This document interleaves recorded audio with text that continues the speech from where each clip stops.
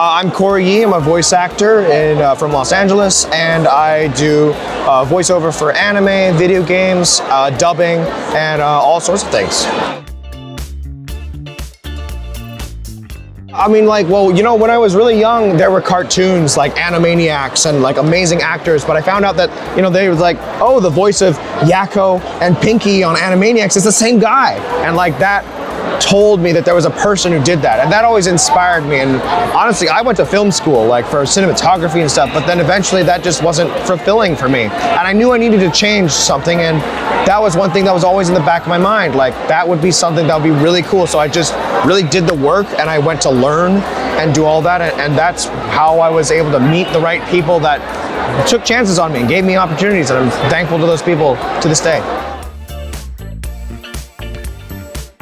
I mean, I actually got recommended for NPCs, which are non-playable characters, and you got to fill out your world, and that's how I started in Genshin, as that. And I got to know the director, and I got to know people that work on the project, and it was always, maybe there would be a part for Cory one day, who knows? But I kept auditioning, I kept trying to do that, and eventually the right role came along, and Gorou ended up being the character that was the right one for me. The key to seizing victory in battle lies in remembering the meaning of battle and employing the right tactics to generate momentum, making your forces unstoppable. With momentum on our side and close camaraderie, we are unstoppable. I mean, honestly, some of those roles don't all have casting, right? It's like they're trying to we got a 20-something-year-old guy, he's a dad, and he's got a drinking problem.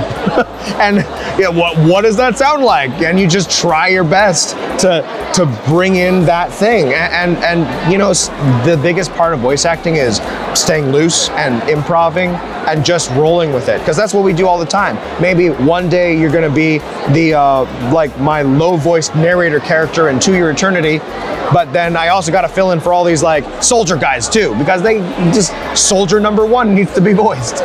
So you just have to be loose, and they're, we kind of just work with our directors, and they help us so much with the creative process too. My favorite thing about Gorou is what eventually we found out was his biggest factor, and that was that he's young and a little bit inexperienced, though he has seen a lot, and he's responsible for so many people, but he doesn't always know what to do, but he freely admits that. He's gonna be like, I may not have the right answer, I may not have the answer to the questions that you've got, but I'm gonna try my best to help you, because that's the core of his heart. And that's what I love the most, is that wholesome attitude of just trying to do the best you can. And I think we can all relate with that. I don't know if I can answer that one, just because I would never ever dream of taking a job from someone else. But a Zhongli type character, or just some hydro husbando. That's what I want.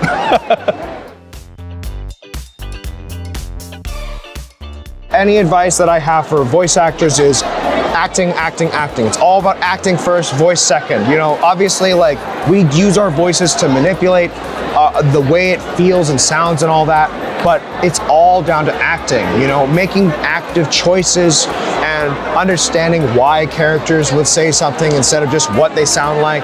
That's the most important thing for anyone. It's an actor first, and all those voices, they'll come to you, but it all comes from a root of authenticity and really being that character.